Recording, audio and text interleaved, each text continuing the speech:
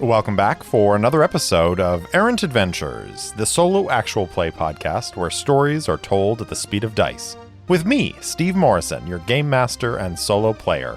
Now come on, let's grab the dice and see where our story goes.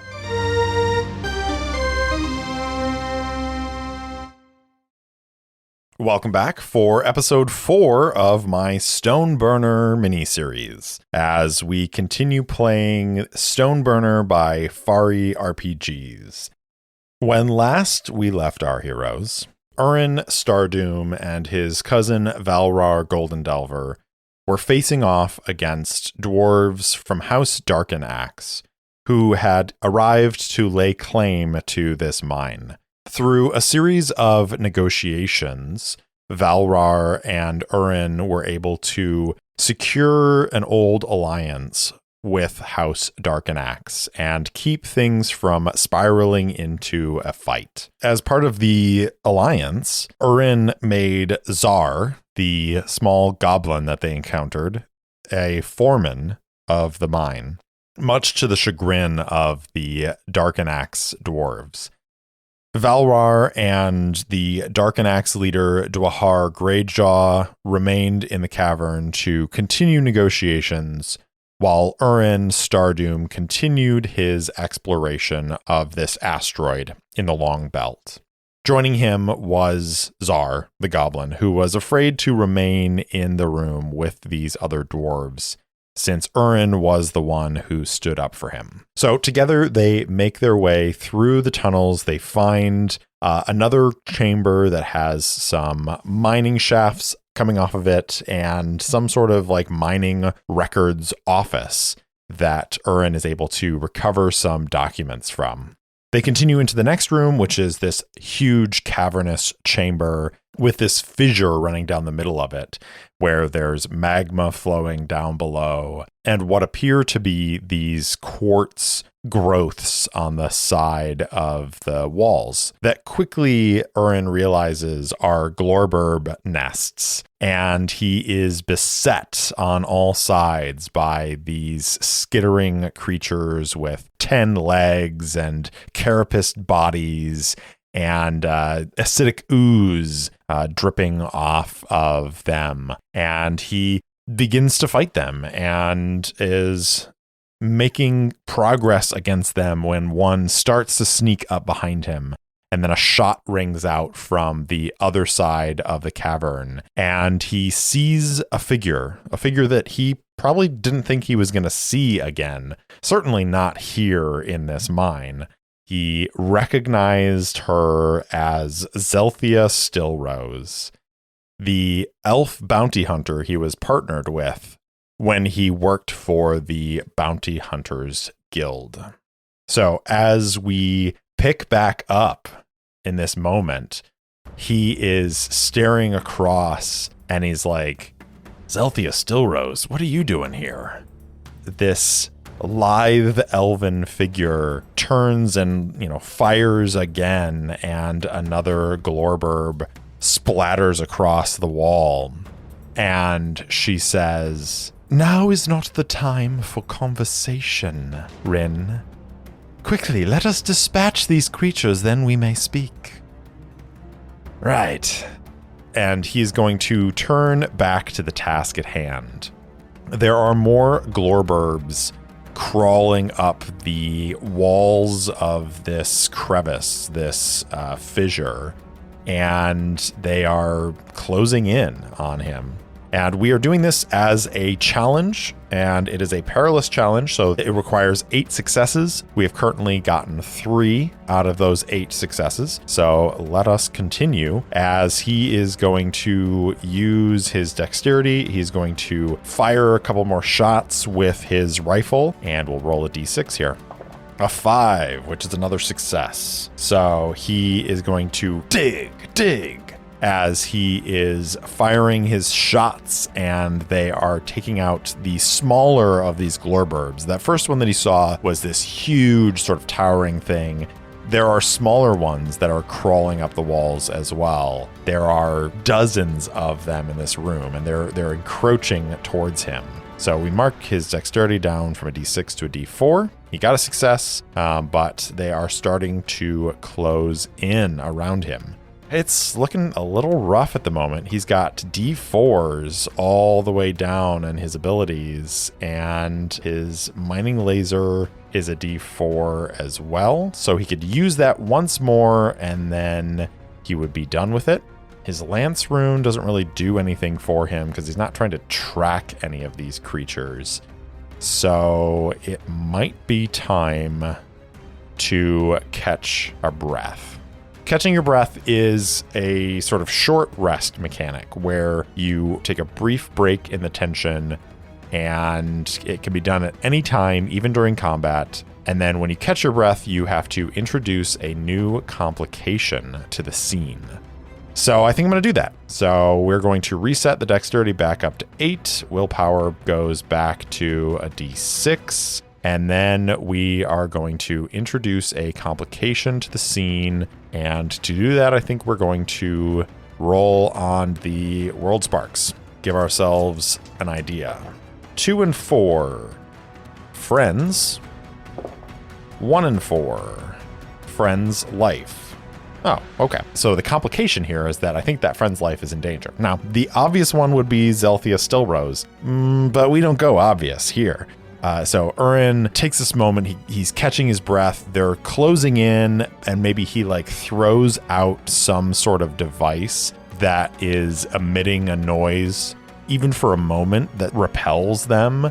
And he is reloading his rifle and bringing it back up to bear when he hears a, Urin, help! Help!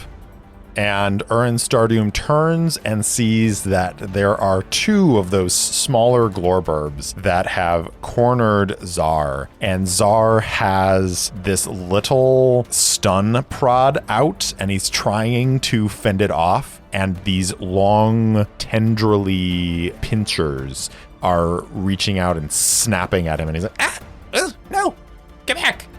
Hang on, Zar. And it's going to fire with his rifle. So we're going to roll dexterity back up to a D8. Here we go. 5, which is another success. So he shoots the 2 smaller glorburbs that are trying to harry Zar. And Zar bobs his head and is like, thank you. That was terrifying. But look out! As Urin turns around and another one has leapt up onto the ledge in front of him, and it's huge. This one's giant, and it starts to make its way towards him. The stones underneath its clawed legs scrabble and crack a little bit, and Urin goes, "Oh, you must be the big one. All right." He is going to try and take aim at it, but it's too close to him, and it lashes out with some of its legs, and he's ducking back and dodging and diving under these attacks, and he's really struggling to get an angle on it when a shot rings out from across the room, and it hits the side of the carapace of this creature, and it doesn't really penetrate through. Then another shot, and then another shot, and the creature's head sort of turns in the direction of Zelthia Stillrose, who is on the other side of this chamber, down on one knee, rifle to her shoulder, and the creature is distracted for the moment. Urin is going to scrabble his way underneath the creature. He's going to try and jam his rifle up between some of the plates of its carapace and then fire into the fleshy bit underneath. Because he's being assisted by Zelthia, I'm going to give him the upper hand, which means I'm going to roll 2d6. I'm going to take the better. Got a 5 and a 1, so I will take that 5 for another success. We're up to 6 successes on our perilous challenge as he crawls under and he dig right up into the body of this creature, and it shudders a little bit. But when it shudders like that, it kind of loses its balance for a moment and it falls, and it actually lands on top of Urin, and he's holding his rifle across his body, and with it he's going to try and push it up. And so we're going to roll a d4 for strength here, and hopefully he can lift this thing off of him. That's a 1. That is a failure, or I can succeed with a major cost.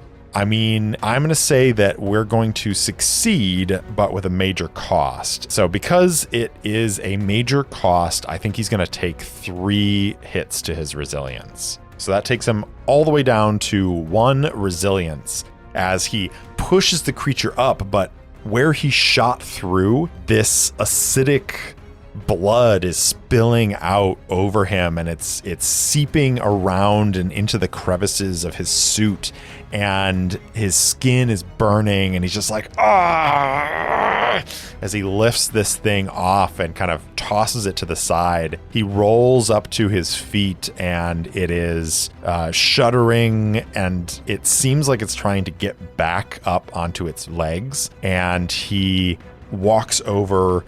And we're going to use our grit as he is going to take aim and fire basically into one of its eyes to try and end this thing. So we'll roll our d12.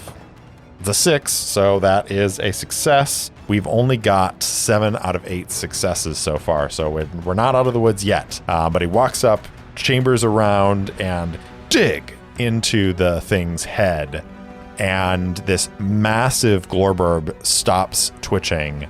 And then he hears again that weird keening sound, and he turns and sees like a few more scurrying away, including another one that is not as big as the one that he just killed, but of a similar size. And it seems to be dragging some of those quartz nests behind it, pulling them up onto its back. And he is going to turn around. He is going to activate the Lance rune on his rifle. He's going to take aim at the creature, and he's going to fire. This will be a D8. Rolled an 8. That is a success, which gives us our last success of this challenge. And because it's his Lance rune, it hits this creature and it embeds a tracker into it. And so the creature continues scurrying away off into the darkness. But if he wanted to, and maybe he will at some point, he can track that creature to where it will presumably make its new lair. The challenge is completed. He has successfully defeated the Glorburbs with the help of Zelphia Stillrose, the elven bounty hunter who was once his partner. And as he's kind of regaining his breath after being scalded by a bunch of acidic ooze off of this creature, Zelphia makes her way across and approaches the fissure. And she's on the other side of it. And she just kind of floats over the opening of this chasm and then lands gently on the other side and walks up to him, crouches down where he is, hands on his knees, trying to catch his breath. And she says, "Rin, are you well?" Am I well? Did you see that thing dripping its goo on me? I wouldn't say I'm well, but I'm alive, thanks for that. Just like old times, wasn't it? Well, we never fought a Glorburb like that. But yeah, I guess old times. You watching my back, me watching your back. Certainly me watching your back. Hey, if they had been more interested in you, I would have come to your aid, too. Of course. You look as though you are a little weary. Would you like to rest? Yeah, I should probably patch these burns up. Hey, so what in stone are you doing here? Why are you in the Longbelt? Why does a well-known bounty hunter show up in the middle of the Longbelt? I don't know. So let's go to our World Sparks. See if they've got some answers for us. 1 and 4. Life. 6 and 3. Solitude. A life of solitude. Interesting. That was not what I was expecting. let's let Zelthia tell us why she's here. They sit for a little while in this chamber. It feels safer now. Those glowing quartz glorburb nests are gone, and there is just the steady sound of magma flowing deeper down in this crevice beneath their feet. Urin throws down his pack. He checks on Zar, and Zar is kind of like going around to the different glorburbs, kicking them and then hitting them with the shock prod. And Urin's like, all right, you're fine.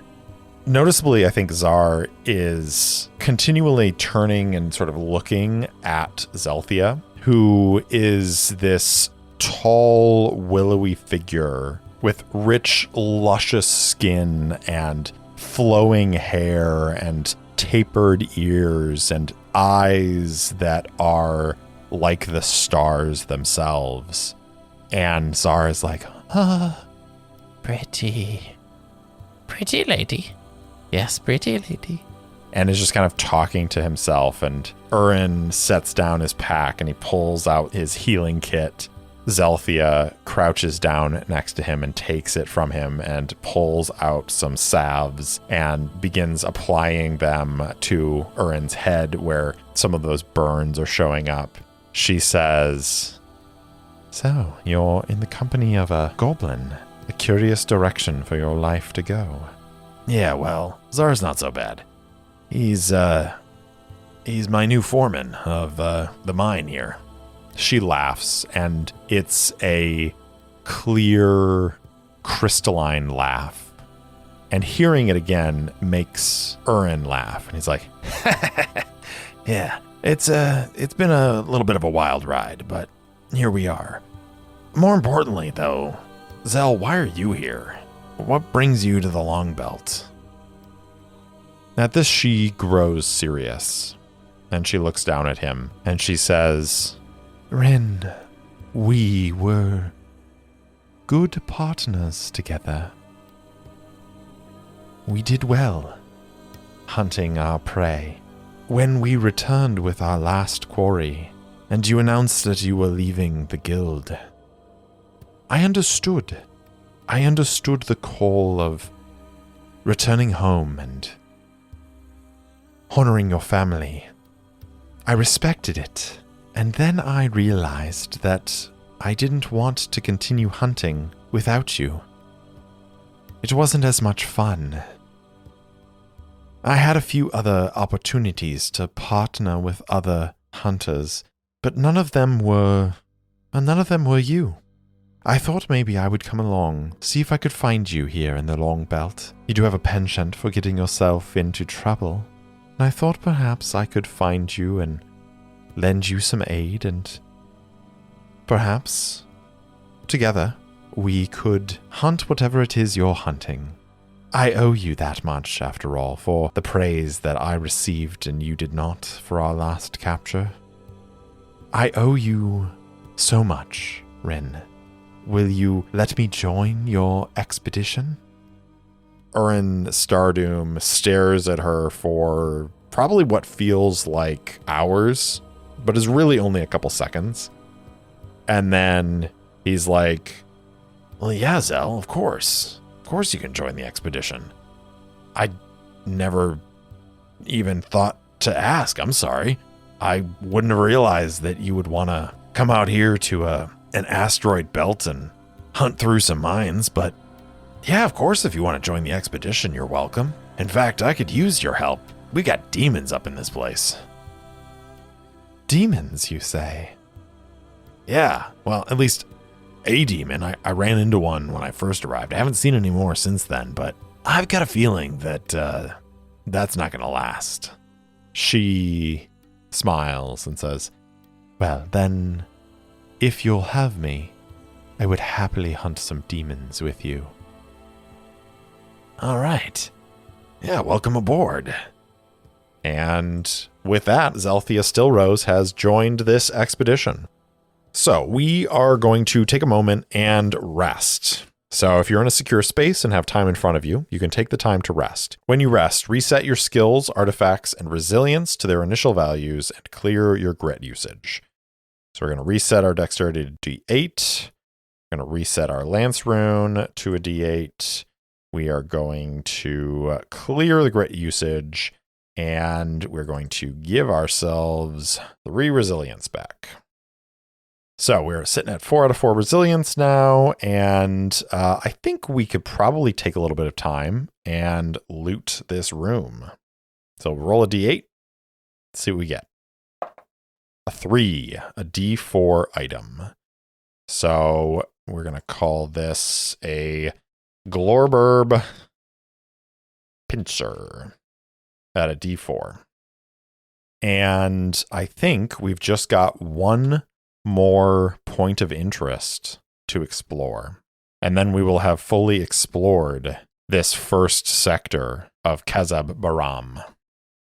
So the final area, roll a D12. A 5. Fluorescent mushroom fields. They spend a few hours resting and recovering. And then a few minutes before they're getting ready to continue their exploration of the tunnel, they hear the sounds of boots approaching back from the tunnel through which they came. Urin turns and sees Valrar Goldendelver and Dakar Ironclaw enter the chamber. And he says, "Cousin, I assume everything went well with the negotiations?" She looks at the elf who is standing next to her cousin and has this look of confusion, and then turns to Urin and says, "Yes, cousin. The negotiations are complete and the alliance has been formalized. House Grandrock and House Darkanax are once again friends. We thought we would come along and see how your scouting is going, and but you seem to have found something interesting." "Huh? Yeah, there were glorburbs all around here." "Oh, you didn't mean the glorburbs. Zelphia Stillrose. This is my cousin, Valrar Goldendelver, and also Dakar Ironclaw." "Greetings. It is a pleasure to meet you," Dakar says. Val nods and says, "Yes, strange to see an elf here. What are you doing in the mines of the Long Belt?" Zelphia says, "I came to find your cousin, and having found him, I have offered my services to your expedition." "I see," Val says. "Yeah, and now we're going to continue on our exploration. I think we're getting towards the heart of this asteroid. We can once again make this place safe for our settlement, and then maybe we can have a few more people come out." Val takes this in consideration and then nods and says, "Very well, cousin. Lead on." So the 4 of them and Zar continue on across this chasm to a passage on the other side. Even more so than the last few passages, this one just descends deeper and deeper, and it is getting warmer and warmer as I think Urin considers that they are close to those lava flows. As they make their way down this passage, it levels out at a certain point, and the stone peels back into another cavern. And this time, the cavern ahead is glowing. Not glowing red like there's magma flowing through it, although they don't know this yet, but there is. But glowing a fluorescent light. Almost this kaleidoscope of colors playing across the stone. And as they enter this cavern, they see that there is a field of these fluorescent mushrooms and then a river of magma that runs through them. And also, there's a portal on the other side of the room. A portal through which there are demons emerging. Let's roll up a demon. 2d6 for the strength. A 6 is flaming. For its health, another 2d6. A 7. It's a regular old demon, and its type D12. Got an 11. Monster. Traits. For its head, it has many eyes. For its body, it has quills. It's demonic flavors. 3 and 5. Fiendish. And for an ability, I'm going to give it the dodge ability, which costs 1. So they emerge into this room, and this flaming demon monster with many eyes and quills that appears very fiendish emerges from this portal, and it sees them, and it's like, it's initiative. So I think that we will actually do a full fight here, since we've got 4 characters and a demon. This could go pretty quick. It only has 8 resilience. I'm going to roll a d6, and if it's low, the demon goes first. If it's high, our heroes go first. Of course, it's low, so the demon goes first. It emerges from this portal. Maybe it's not even that they see a portal. They enter this room, this cavern with these fluorescent mushrooms and this magma river, and they're walking through it. And then a portal opens behind them, and this creature jumps out and is like, and attacks from behind. And it strikes forward at, well, there are 4 characters, so I'll roll a d4. I'm not going to put Czar in harm's way here. 2. So it lashes out at Valrar Golden Delver. So it leaps from the portal, and its many eyes all lock on Val, and it charges forward, its arms flaming, and it swipes a heavy fist towards her. We're going to roll a d6. A 1. So that is only 1 hit for Val. So her resilience is 4, goes down to 3 as this fiery arm slams into her, and she staggers back for a moment, and then she charges up her battle rifle, and she raises it up, and she says, "Go back to your abyss, demon, and dig. This will be plus her dexterity, d6. Here we go. 2, which is only going to be a single hit against this fiendish creature. So it dig, and the creature, the bullets, these small pieces of stone, pepper the hardened flesh of this demon, and kind of like as if it didn't really do much against it. Urin is going to raise up his rifle. He takes aim and will fire with his dexterity of 8. Jeez, the dice have turned against me.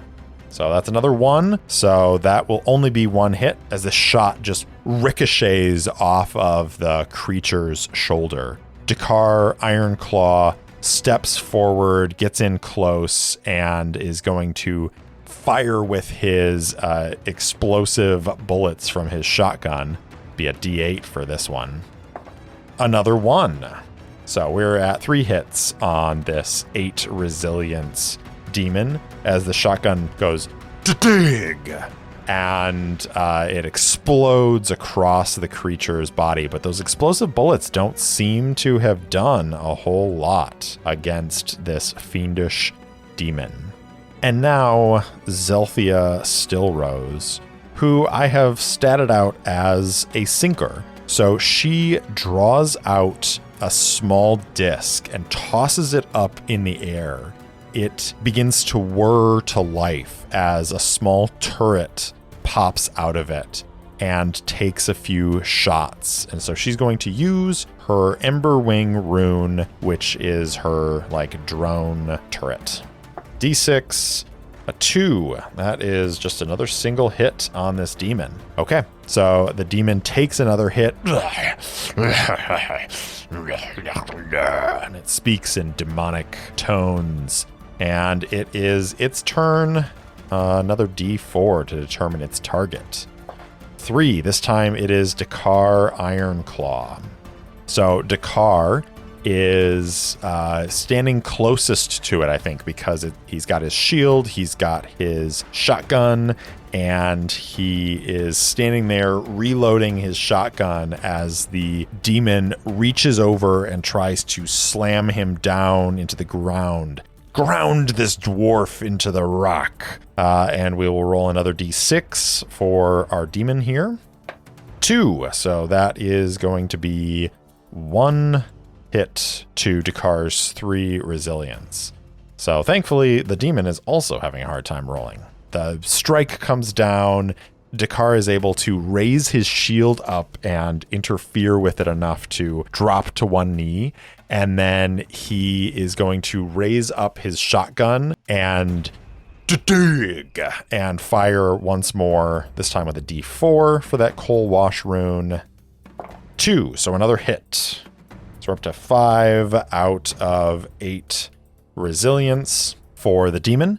The shotgun blast almost lifts the demon up, and then he comes back down as Valrar is going to try and use her shocker rune, and she is going to fire her grappling line and attempt to immobilize and shock it. So she's going to roll with her d6, 5, which is a success. So I think this is not damage, but what it does is it is going to cause the demon to miss its next turn. Not having used my dodge might have been a tactical mistake. She switches over an attachment on her battle rifle and she fires a grappling line out, and it goes past the demon, and then some sort of like magnetism or something like that in the grappler causes it to loop around back towards the gun, and then it goes past the creature and it makes another turn. It's almost like it's a guided grappler, and she's guiding it to spin around and around and around, and it cinches tight around the demon's arms, and then this shock of electricity goes through it, and the demon is stunned for a moment. It is Urin Stardoom's turn. He is going to fire once again with his rifle. This will be a d6 this time. A 6, which is 3 hits. And everything we need to end this demon. So he takes aim as the demon is no longer moving. He sees its many eyes blinking and trying to shake off this shocking effect. And he takes aim, dig, and this blast catches the demon in the face and rocks its head back, and it falls to the ground, and boom, and the stone around it cracks, and the area around it begins to burn with this like sulfurous smell. There's still a portal hanging out though, so that's a problem. So I think that Zelthia is going to approach it, and she's going to hold up a hand, and her hand is going to glow for a brief moment. Her eyes like stars glow. She sings in the elven tongue, and she is going to attempt to close this portal. And I think I'm going to use grit for this. So we'll roll a d12. Here we go. A 5, which is a success. Greatly succeed. The higher the result, the better. So I think what this means is the portal is closed for now. Maybe not forever, but at least for the time being, the portal is closed. They're all standing around looking at each other, sort of checking in with each other. And Valrar says to Urin, sort of to the side, "All right, I see what you like about her." Yeah, she's pretty great. And so they are going to spend a little bit of time looking around this mushroom field. There doesn't seem to be any other passages that lead out from here, but we're going to roll our d8 to see if we get any further loot.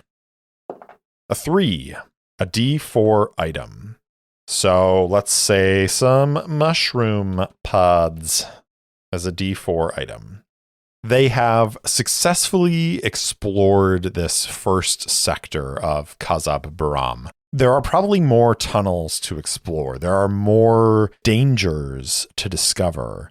But for now, they're going to return back to the settlement and they're going to take stock of what they have accomplished. And for all intents and purposes, that is the end of our exploration of Stoneburner. But before we really close this out, there's one aspect of the system that I haven't really interacted with yet, and I'd like to do so before we sign off. There is a little bit of a settlement building aspect to this game. Part of building your settlement is that you can purchase buildings that give you different special abilities. So rebuild your home. During your expeditions, you will search the tunnels of the cursed mines of the Long Belt for rare resources and valuable items to loot. As a group, you can pool your credits and use them to build new structures in your settlement. These buildings not only add depth and variety to your home, but also unlock new group abilities for anyone to use. There are a number of buildings here, but first of all, we need some money. So each of my characters here have 200 credits each. With 4 of them, that's 800 credits. So that's not too bad. And then I've got some items that I found. And there is a way to sell and salvage items. I'm going to keep the mining laser because I think that's a useful thing for Urin Stardoom to have. But he is going to attempt to sell his mining paperwork that he found. And so maybe this is just turning it over to someone. Maybe there are notes of where they can find better ore veins. And so they're able to, as a settlement, gain some money off of it. So I'm going to roll a D10, and then there's a chart that's going to tell me how many credits I get off of that. A 3, which is 100 credits. So it says here to take note of the additional credits on your character sheet and double the amount when playing solo. Now, I think the inspiration here for when playing solo is that you're really genuinely playing solo and only using one character.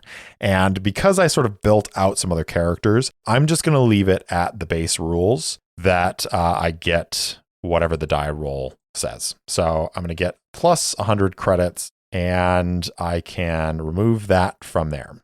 Now I've got 2 D4 items. I've got a Glowburb pincer and mushroom pods. I'm going to try and salvage both of those.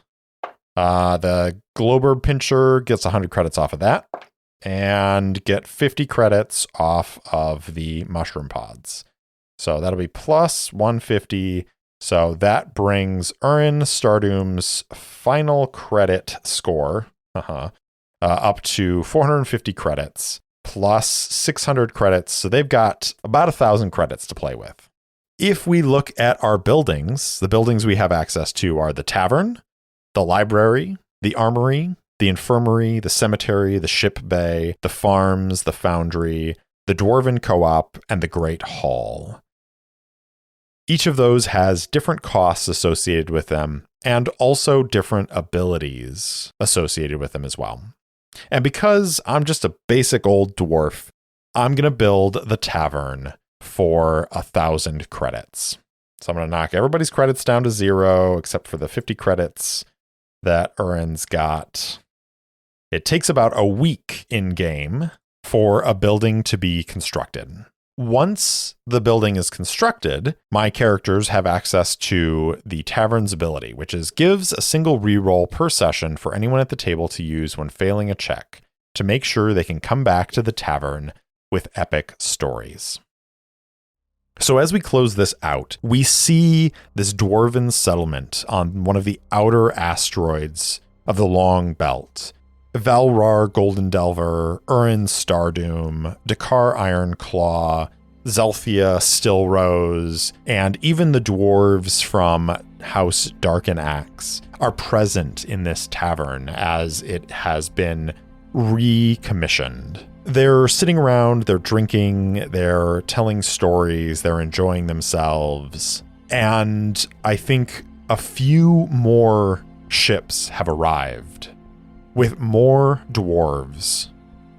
They are sitting there and celebrating the influx of settlers and also planning the future of the expedition. And just the fact that there are more asteroids to explore. There are more places to discover. There are more dangers to face in the Long Belt in order to rebuild House Grand Rock. And as they're sitting there sharing these stories, the door slides open and in runs Czar, the goblin foreman, waving his small arms above his head, his goggles slightly askew. And he runs towards the table where they're sitting, going, Aaron, come quick, there are demons on the boundaries. And Urin Stardoom looks to his cousin, Valrar Goldendelver, looks to his friend, Zelthia Stillrose, and Dakar Ironclaw. And he says, well, looks like it's time to get back to work. And that is where we will leave our mini campaign of Stoneburner. I hope you had as much fun with this as I did. This game is awesome, and please, please, please go back it on Kickstarter. I want to say a special thank you to RP and Galen for designing and creating this game and the beautiful art in it, and giving me the opportunity to take a first look at it and get to play it on the show here. It's awesome, and I'm really excited to see where this game goes. And I'm excited to continue my adventures somewhere, somehow, sometime. So thank you all for joining me for this Stoneburner mini campaign. And as a final note, I'm planning to take the month of May off. So I will not be posting any new episodes of the podcast. That doesn't mean that I'm not going to be posting anything. I've got some ideas for some short fiction and stuff like that I'll record and post. But I'm not planning to produce any new episodes of the podcast for the month of May. It's been a couple of years of me releasing a new episode every Monday. I'm going on vacation, and I just want to take a little bit of time off. So I thank you all for joining me, and as always, I will see you next time. Thanks for listening to Errant Adventures, and thanks so much to Tabletop Audio for the lovely ambient sounds and music throughout the episode. If you enjoyed the show, please spread the word, and if you want to support the show directly, leave me a review or buy me a coffee at ko-fi.com/errantadventures. If you want to interact with me, I'm at ErrantSoloPod on Twitter and Instagram, or you can email me at errantsolopod@gmail.com. I also post campaign-related materials on my website, errantadventurespod.com. Thanks again for listening, and I'll see you next time.